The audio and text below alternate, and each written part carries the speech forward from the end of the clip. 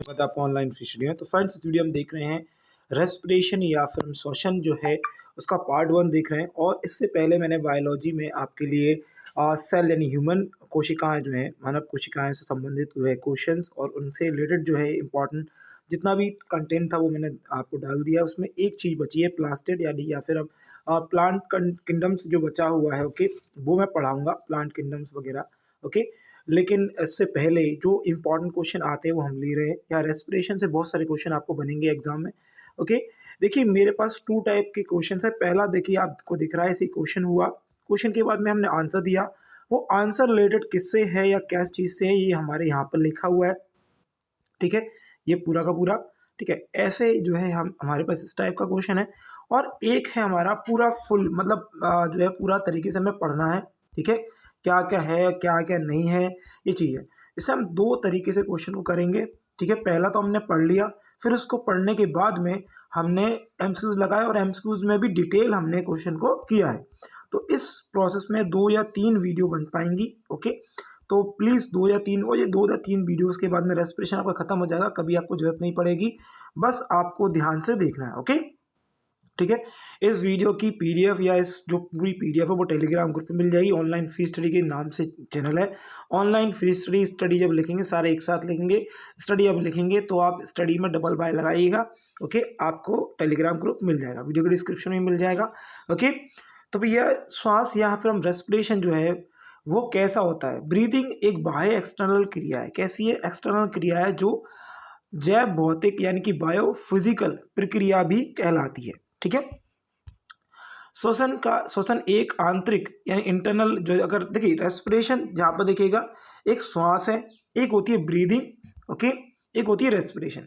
एक ब्रीदिंग होती है, एक रेस्पिरेशन होती है। ब्रीदिंग है वो एक्सटर्नल है, ओके। श्वास जो है वो कैसी है? एक्सटर्नल। देखिए यहाँ पर एक्चुअल में क्या है, इंग्लिश में समझ में आएगा आपको, हिंदी में दोनों को श्वास ही बोलते हैं, ठीक है, ठीक है। श्वसन, एक को श्वसन कहना कहते हैं, एक को सांस लेना बोलते हैं, ठीक है। एक श्वसन अलग होता है और सांस अलग होता है, इसमें समझ में नहीं आता, इसलिए हम ब्रीदिंग और रेस्पिरेशन को लेकर चलेंगे। ब्रीदिंग जो होता है उसे बाहर है यानी एक्सटर्नल क्रिया कहा जाता है, ओके। और रेस्पिरेशन जो होता है वो इंटरनल क्रिया है, ओके। इसे जैव रासायनिक बायोकेमिकल प्रक्रिया भी कहा जाता है। किसको? रेस्पिरेशन को, उसको बोलते हैं श्वास करना, ओके, श्वसन करना। एक श्वास होता है, एक श्वसन। श्वसन मतलब श्वसन में आपकी केमिकल रिएक्शन टाइप का होता है, लेकिन आपका जो श्वास होता है उसमें केमिकल रिएक्शन नहीं होता क्योंकि एक्सटर्नल क्रिया होती है, ओके। श्वसन यानी रेस्पिरेशन की क्रिया में 4 इसके भाग होते हैं, इनको 4 तरीके से बांटा गया है। पहला एक्सटर्नल रेस्पिरेशन, दूसरा ट्रांसपोर्टेशन, ओके, तीसरा इंटरनल रेस्पिरेशन और चौथा है सेलुलर रेस्पिरेशन, ठीक है। हिंदी में भी लिखा है तो आप एक बार देख लीजिएगा। बाह्य श्वसन, गैसों का परिवहन, या आंतरिक श्वसन या कोशिकीय श्वसन। ट्रांसपोर्टेशन ऑफ गैसेस बहुत इंपॉर्टेंट है। यहाँ पर जितनी चारों हैं, चारों के चारों जो हमारे प्रोसेस हैं वो चारों इंपॉर्टेंट है। अब इसके बाद आप याद रखिएगा, हम जो है सांस कहाँ से लेते हैं? सांस देखिएगा, आप मुंह से भी ले सकते हो, नाक से भी ले सकते हो, लेकिन जनरली हम नोज से जो है अपनी सांस को कंप्लीट करते हैं। नाक के उस भाग को ऑल्फैक्टरी, क्या कहते हैं? ऑल्फैक्टरी रीजन कहते हैं, जिससे हमें गंध का अनुभव होता है, यानी कि गंध मतलब स्मेल आती है। यह मस्तिष्क से जुड़ा होता है। नाक से बहने वाले पानी को श्लेष्मा कहते हैं। क्या कहते हैं? श्लेष्मा कहते हैं। प्रतिदिन 1 पॉइंट यानी ½ लीटर श्लेष्मा का स्राव होता है। यह दूध के कण, जीवाणु या अन्य सूक्ष्म जीवों को शरीर के अंदर प्रवेश करने से रोकता है तथा वायु को नम करता है। कैसा करता है? वायु को गीला करता है या मॉइस्चराइज कर देता है, ओके। नेक्स्ट है ग्रसनी, ओके। ग्रसनी या आपका फेरिक्स, और फेरिक्स जो है, फेरिंग्स क्या है याद रखेंगे। ग्रसनी या फेरिंग्स वह अंग है जो डाइजेस्टिव, पाचन तंत्र और रेस्पिरेशन सिस्टम दोनों का एक कॉमन पार्ट है। अभी हम भी बोल सकते हैं ग्रसनी क्या है भैया?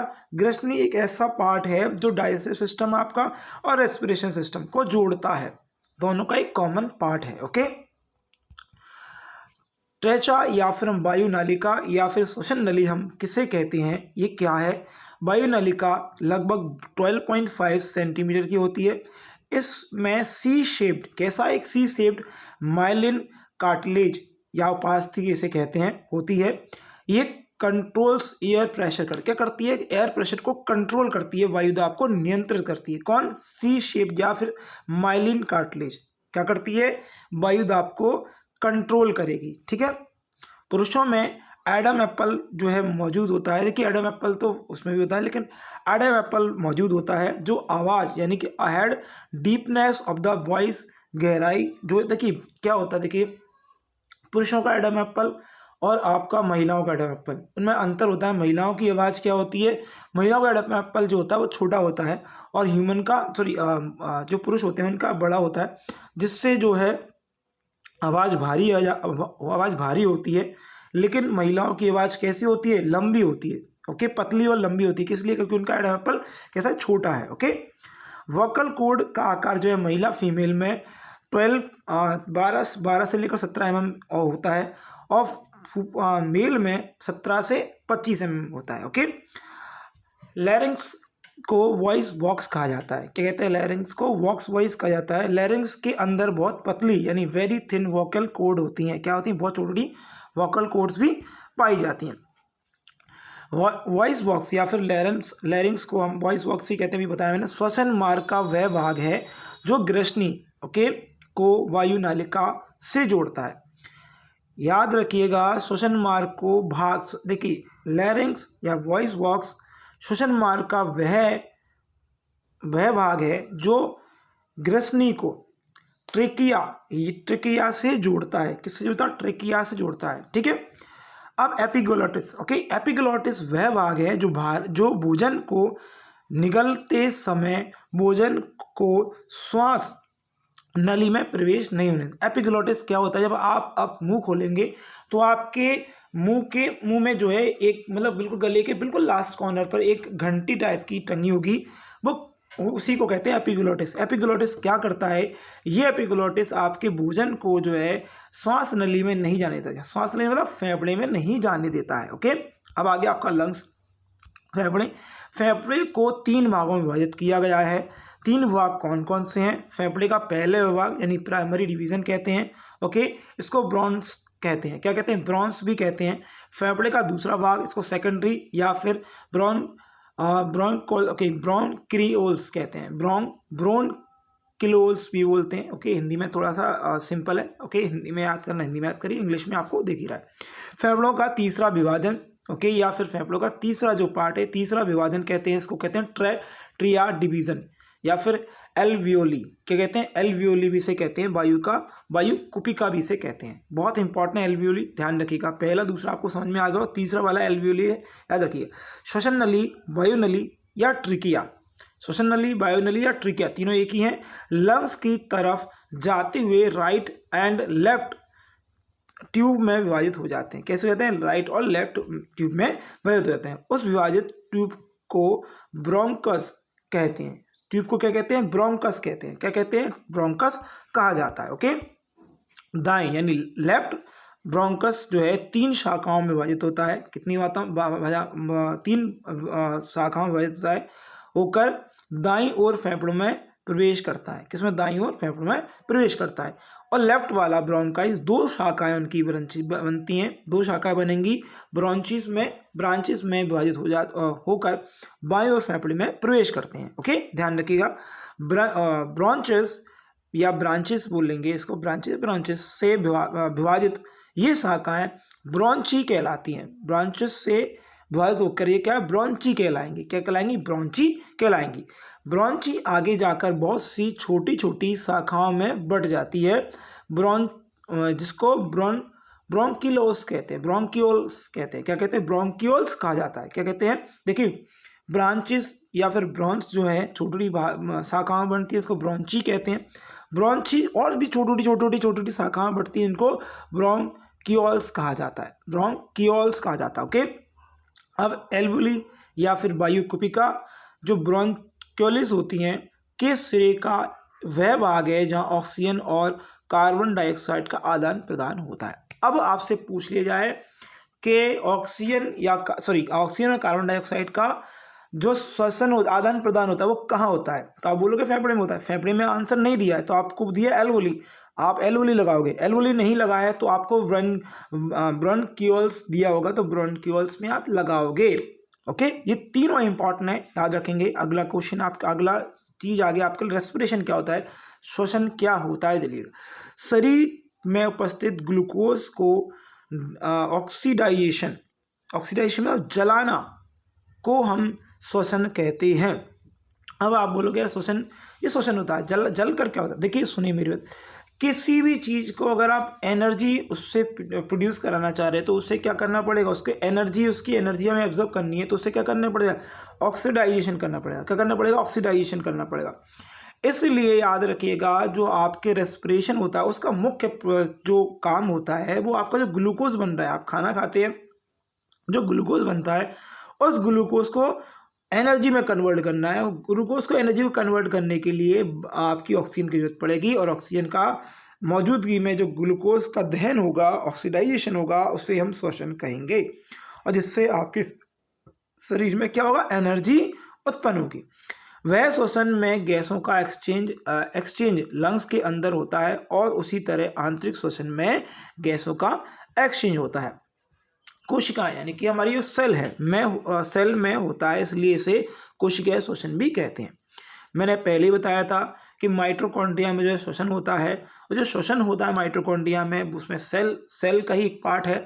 तो ये श्वसन जो है आप याद रखेंगे कहाँ पर हो रहा है, कोशिकाओं में ही हो रहा है। ओके, कहाँ पर हो रहा है, कोशिकाओं में हो रहा है, जो कि फेफड़े में भी है और सब जगह पे से। तो ओके, तो श्वसन भी इसे कोशिका श्वसन भी कहा जाता है। कोशिका श्वसन दो प्रकार का होता है, एरोबिक, ओके, एरोबिक और आपका देखिए एरोबिक रेस्पिरेशन और एरोबिक रेस्पिरेशन होता है, अनऑक्सी रेस्पिरेशन और ऑक्सी रेस्पिरेशन। ध्यान रखिएगा, एन एरोबिक रेस्पिरेशन, एन लगा है तो इसे एनऑक्सी रेस्पिरेशन कहते हैं, और एक होता है एरोबिक रेस्पिरेशन यानी कि ऑक्सी श्वसन।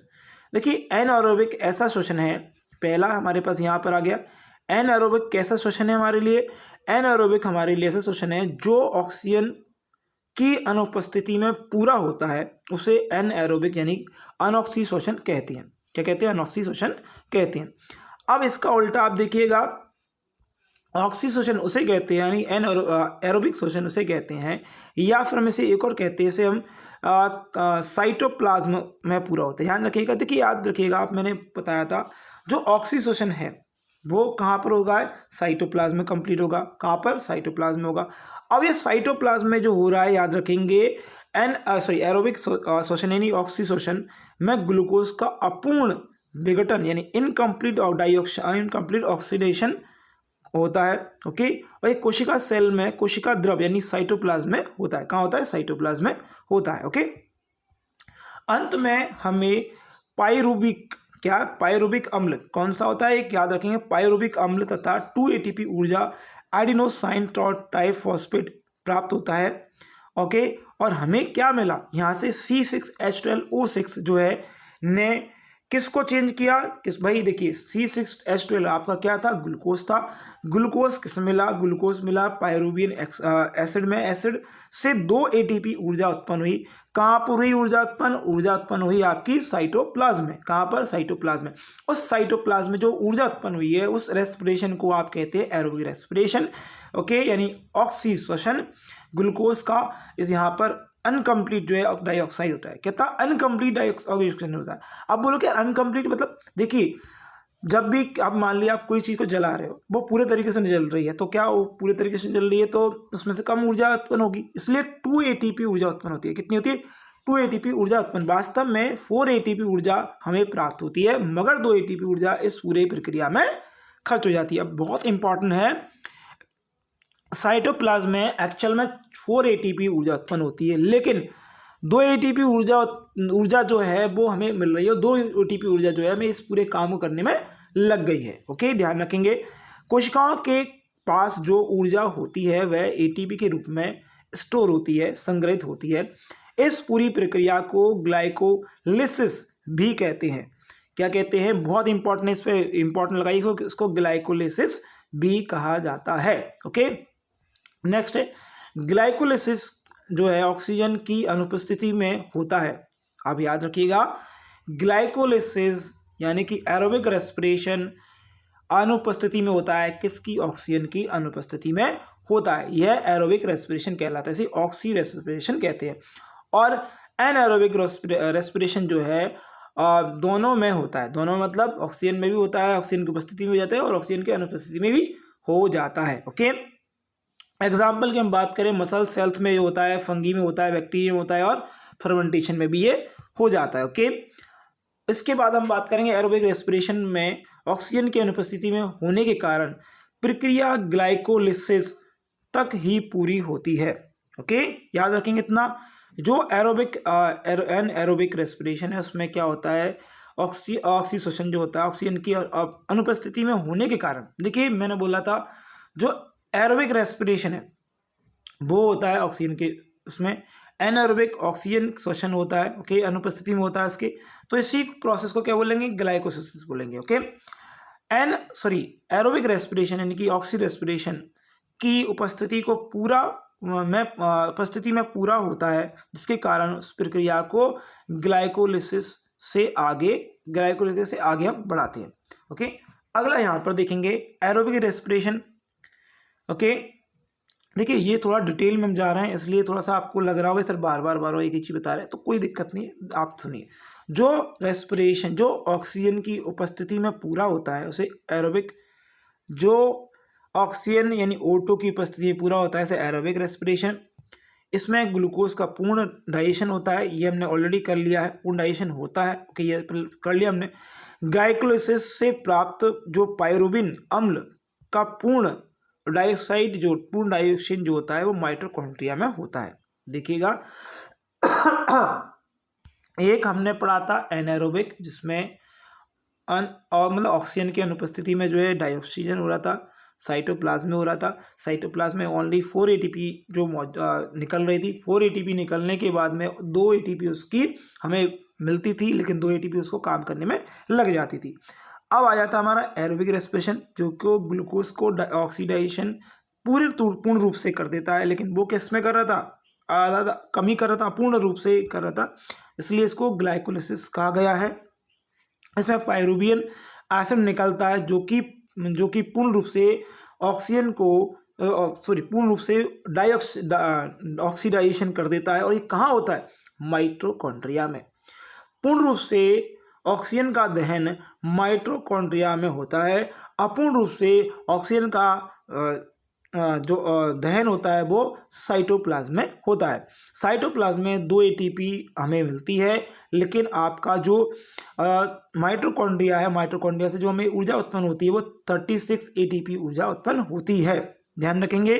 अगला है आपका देखिए वहाँ पर क्या हो रहा था, हमारे पास जो ग्लूकोज था, ग्लूकोज में ऑक्सीजन नहीं था वहाँ पर। ओके, और वहाँ पर जो हमारा अम्ल कौन था? पायरुविन अम्ल था, जिससे 2 ATP ऊर्जा मिल रही थी। अब यहाँ पर देखिएगा आपको ऑक्सीजन मिल गया। ऑक्सीजन से क्या, देखिए ये ग्लूकोज है, ऑक्सीजन है, ऑक्सीजन से कार्बन डाइऑक्साइड मिला, जल मिला, और क्या मिल गया? तो जल मिल गया, और क्या मिला? 36 ATP आपकी ऊर्जा मिल गई। ओके, तो ये बहुत इंपॉर्टेंट है। एरोबिक रेस्पिरेशन को कैब्स चर्क भी कहते हैं। क्या बोलते हैं? कैब्स चर्क भी कहा जाता है। इसे सिट्रिक एसिड या ट्राइकार्बोक्सिलिक एसिड साइकिल भी कहते हैं। इसे क्या कहते हैं? बहुत इंपॉर्टेंट है, ट्राइकार्बोक्सिलिक एसिड साइकिल भी कहते हैं। ये पूरी जो साइकिल है आप बोलेंगे कि ये श्वसन में हम ग्लूकोज को परिवर्तन कर रहे हैं तो उसकी रिएक्शन क्या है, कभी कभी आ जाता है, तो आप ध्यान रखिएगा, इंपॉर्टेंट है। पूरी कोशिका श्वसन यानी आंतरिक श्वसन में एक ग्लूकोज के पूर्ण ऑक्सीकरण का पर कुल 2 + 36 यानी 38 ATP ऊर्जा उत्पन्न होती है। ध्यान सुनिएगा, ये आपसे पूछ लिया जाए कि कुल ऊर्जा कितनी उत्पन्न होती है। ऊर्जा उत्पन्न होती है 36, लेकिन कुल ऊर्जा कितनी उत्पन्न होती है या प्राप्त होती है? तो पूरी श्वसन प्रक्रिया में एक ग्लूकोज के पूर्ण ऑक्सीकरण पर 2 + 36 यानी 36 ATP ऊर्जा प्राप्त हमें होती है। 2 कहाँ पर हो रही है भाई? 2 हो रही है उत्पन्न आपको साइटोप्लाज्म में। 36 कहाँ पर हो रही है? 36 जो हो रही है, 36 जो हमें कहाँ पर मिल रही है? माइटोकॉन्ड्रिया से। ओके, तो 38 ATP हमारे शरीर में जो है एक ग्लूकोज के पूर्ण ऑक्सीकरण से हमें मिल रही है। एरोबिक रेस्पिरेशन माइटोकॉन्ड्रिया पूरा होता है। श्वसन की प्रक्रिया हर जीवित कोशिका में कोशिकाओं द्रव यानी साइटोप्लाज्म माइटोकॉन्ड्रिया में होती है। ओके, मनुष्य में ऑक्सीश्वसन में बिना ऑक्सीजन के ग्लूकोज मांसपेशियों में लैक्टिक अम्ल में विघटित हो जाता है। ओके, ध्यान सुनिएगा, मनुष्य में ऑक्सीश्वसन के बिना यानी श्वसन के बिना ग्लूकोज मांसपेशियों में लैक्टिक अम्ल में विघटित हो जाता है। EMF ओके, ये जो है पाथवे ग्लाइकोसिस को कहा जाता है। ओके, EMP पाथवे जो है ग्लाइकोलिसिस को कहा जाता है। अगला यहाँ पर ग्लाइकोलिसिस को एरोबिक रेस्पिरेशन यानी ऑक्सी रेस्पिरेशन या शुगर फर्मेंटेशन भी कहते हैं। और ग्लाइकोलिसिस को क्या कहते हैं भैया? शुगर फर्मेंटेशन या एरोबिक रेस्पिरेशन कहते हैं। इसमें ऑक्सीजन की अनुपस्थिति में ऊर्जा मुक्त होती है। क्या होती है? ऊर्जा मुक्त होती है। ग्लाइकोलिसिस में ऑक्सीजन की आवश्यकता नहीं होती, इसलिए ग्लाइकोलिसिस एरोबिक रेस्पिरेशन यानी कि ऑक्सी श्वसन तथा अनऑक्सी यानी कि जो आपका एनएरोबिक रेस्पिरेशन दोनों प्रकार के श्वसन में उपस्थित होता है। अब आप सोच रहे हो कि यार बार बार आपका ग्लाइकोलिसिस ये ग्लाइकोलिसिस एक्चुअल प्रोसेस है। क्या ये एक प्रोसेस है, इसलिए इसका नाम आ रहा है, इसलिए दोनों में ही मौजूद होती है। ओके, ध्यान रखिएगा, एनारोबिक में और एरोबिक में, बस इतना। ओके, बैक्टीरिया ईस्ट में ऑक्सी श्वसन के में बिना ऑक्सीजन से ग्लूकोज या थाइलम अल्कोहल में विघटित हो जाता है। एथलीट के मसल में जो अकड़न मांसपेशियों में लैक्टिक एसिड के इकट्ठा होने के कारण होती है। जब पूर्ण रूप से श्वसन नहीं हो पाता है, सही से मतलब हमारा जो शरीर ऊर्जा उत्पन्न नहीं कर पा रहा है, साइटोप्लाज्म तक ही हम रह पा रहे हैं, अनॉक्सी श्वसन तक ही रह पा रहे हैं, तो अनॉक्सी श्वसन में क्या होगा? लैक्टिक अम्ल में बदलेंगे। जो ऊर्जा होगी वह लैक्टिक अम्ल में परिवर्तित हो जाएगी, और लैक्टिक अम्ल जो है आपकी मांसपेशियों में जाएगी, और मांसपेशियाँ कैसे होंगी? अकड़ जाएंगी। ओके, लंग्स थोरैसिस कैविटी वक्ष गुहा में उपस्थित रहता है। ओके, अब ये थोड़ा सा आप समझिएगा, लंग्स थोरैसिस कैविटी या वक्ष गुहा जी क्या है आप समझिएगा। स्टडी ऑफ लंग्स इसको कहते हैं। आपके स्टडी ऑफ लंग्स को क्या कहेंगे? स्टडी ऑफ लंग्स को कहेंगे पल्मोनोलॉजी। क्या बोलेंगे? पल्मोनोलॉजी। ओके, प्रत्येक फेफड़े एक झिल्ली से घिरा होता है, उसे हम झिल्ली को प्लूरल मेम्ब्रेन ओके मेम्ब्रेन या प्लूरल मेम्ब्रेन ओके कहते हैं। ये प्लूरल मेम्ब्रेन के बाहरी परत को पेरिएटल प्लूरल कहते हैं तथा अंत में परत को वेससेरुला प्लस कहते हैं। ये थोड़ा सा जो है मतलब ध्यान रखना पड़ेगा इनको। ओके, इन दोनों परतों के बीच में कैविटी में बहने वाले द्रव को प्लूरल फ्लूइड कहते हैं। क्या बोलते हैं? प्लूरल फ्लूइड कहते हैं। इन दोनों के बीच में जो कैविटी होती है यानी जो जगह होती है उसमें बीच में जो फ्लूइड रहता है उसको प्लूरल फ्लूइड कहते हैं। ओके, अब श्वसन के दौरान निकाली गई वायु में ऑक्सीजन की मात्रा 70% होती है। अरे यार, आप बोल रहे श्वसन के दौरान निकाली गई ऑक्सीजन की मात्रा 17% होती है। श्वसन के दौरान देखिए आपने श्वसन के दौरान निकली गई जो देखिए आपने कितना श्वसन लिया कितना नहीं लिया, बहुत इंपॉर्टेंट है, आप ध्यान रखिएगा, ये पूछ लिया था। श्वसन के दौरान बाहर निकाली गई वायु में कार्बन डाइऑक्साइड की मात्रा 4% होती है। कितनी? 4%। अब ये देखिएगा, अंदर ली गई वायु 78%, ऑक्सीजन 28%। देखिए हमने कितनी ली? ऑक्सीजन को 21%। ओके, 0.003 आपका पूरा है संसार में। ओके, बाहर निकाली गई और नाइट्रोजन 78% सेम रहेगी, लेकिन बाहर निकाली गई जो आपकी ऑक्सीजन है वो 70% ऑक्सीजन निकल रही है, और कार्बन डाइऑक्साइड कितनी निकल रही है? 4%। कितनी निकल रही है? 4% निकल रही है। ओके, नाइट्रोजन रक्त में घुलनशील होती है। कैसे होती है? नाइट्रोजन जो होती है घुलनशील होती है। डायफ्राम एक मांसपेशी अंग है, यह फेफड़े यानी लंग के ठीक नीचे स्थित होता है। अब याद रखें डायफ्राम एक ऐसा अंग है, अगर वो डैमेज हो जाए तो इंसान जिंदा नहीं रहेगा, तुरंत उसकी मृत्यु हो जाएगी। क्या हो जाए? तुरंत उसकी मृत्यु हो जाएगी, और ये कभी भी रिप्लेस नहीं होता है, यानी कि इसको ट्रांसप्लांट नहीं करा सकते हैं। ओके, समझ में आ गया। अब आगे हम चलते हैं। डायफ्राम यानी वक्ष यानी थोरेसिक कैविटी को उदर यानी आपका जो पेट होता है एब्डोमेन कैविटी से अलग करता है, यानी कि आपके पेट से किसको अलग करता है? डायफ्राम थोरेसिक कैविटी को अलग करता है। ओके, यह श्वसन यानी कि रेस्पिरेशन रेट को संतुलित बनाए रखता है। श्वसन की प्रक्रिया को स्पाइरोमीटर द्वारा मापा जाता है। श्वसन की प्रक्रिया किसके मापा जाता है? स्पाइरोमीटर के द्वारा मापा जाता है। मानव शरीर में श्वसन यानी ईंधन ग्लाइको मानव शरीर की ऊर्जा को एटीपी यानी एटीपी से मापा जाता है। इतना छोटा सा सिंपल है। ओके, अच्छा, अभी हमारा जो समय हमने लगभग 25 मिनट की वीडियो हो गई है। ओके, थोड़ा सा मैं जो है आपको अभी यहाँ पर हमारे पास कितना बचा हुआ है, हाँ ये थोड़ा सा बचा है, वो और ख़त्म कर लेते हैं इसको। ठीक है, हाँ तो हम यहाँ से कर लेते हैं। ऑक्सीजन का परिवहन कैसे होगा? ऑक्सीजन का परिवहन रक्त में हीमोग्लोबिन के द्वारा किया जाता है।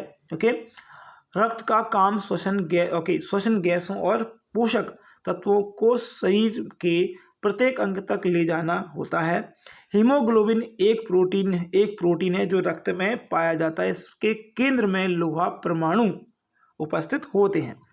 हीमोग्लोबिन ऑक्सीजन से जुड़कर ऑक्सी हीमोग्लोबिन बनाता है। क्या बनाता है? ऑक्सी हीमोग्लोबिन बनाता है। तो ऑक्सीजन प्लस हीमोग्लोबिन क्या बनाएगा?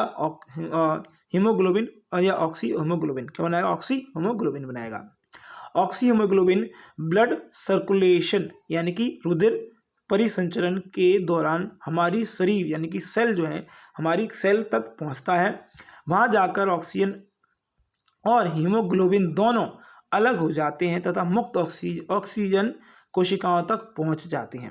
कार्बन डाइऑक्साइड का परिवहन रक्त में सबसे ज़्यादा बायोकार्बोनेट के रूप में होता है, जो कि 70% है। ओके, मनुष्य में सांस लेने के लिए 12 से 15 मिनट में होती है। ओके, मनुष्य की सांस जो है हर मिनट में 12 से 15 होती हैं। सिंपल सा। मनुष्य में श्वसन प्रक्रिया का नियंत्रण मस्तिष्क यानी मेडुला ऑब्लोंगेटा के द्वारा होता है। ओके, आपके मस्तिष्क में है मेडुला ऑब्लोंगेटा, उसके द्वारा श्वसन की प्रक्रिया अपने आप होती रहती है। ओके, अनोक्सी श्वसन का अंतिम उत्पाद CO2 और जल होता है। ऑक्सी श्वसन का सबसे मेन उत्पाद जो होगा, मेन जो चीज निकलेगी वो निकलेगी कार्बन डाइऑक्साइड और जल निकलेगा। ओके, कैप्स चक्र के पायरुविक अम्ल का संश्लेषण हो जाता है। ओके, यहाँ पर आपको ये दिख रहा है कौन से अंग में किस में क्या है भैया? उभयचर में, स्तनधारी में, पक्षी में फेफड़े से सांस ली जाती है। मेढक त्वचा से लेता है, फेफड़े से लेता है और मुख गुहा से भी लेता है, इसलिए ये मेढक तो भाई अलग चीज़ है। ओके, बहुत ही। केचुआ जो है त्वचा से सांस लेता है, व्हेल फेफड़ों से लेती है और कॉकरोच ट्रिकिया से जो है अपनी सांस लेता है। ओके, पशु यहाँ पर लिखेंगे। ओके, यहाँ पर टेडपोल यहाँ पर याद रखेंगे गलफड़ों से जो है सांस लेता है। अब यहाँ पर आपके लिए वन लाइनर भी है। वन लाइनर मैं कल कराऊंगा, वन लाइनर पहले करेंगे, उसके बाद हम करेंगे जो हमारे लॉन्ग क्वेश्चन है, जो हमारे MCQs हैं उनको करेंगे। और आशा करूंगा ये वीडियो आपको अच्छी लगी। लॉन्ग क्वेश्चन या MCQs क्वेश्चन आपके ऐसे ही दिए हुए हैं जो कि बहुत इंपॉर्टेंट है और जिनसे भी आपको बहुत सीखने को मिलेगा। अगर वीडियो अच्छी लगी तो लाइक शेयर सब्सक्राइब कर दीजिएगा। तो thank you for watching this video. आपके एग्जाम के लिए आपके रिजल्ट के धन्यवाद। Thank you.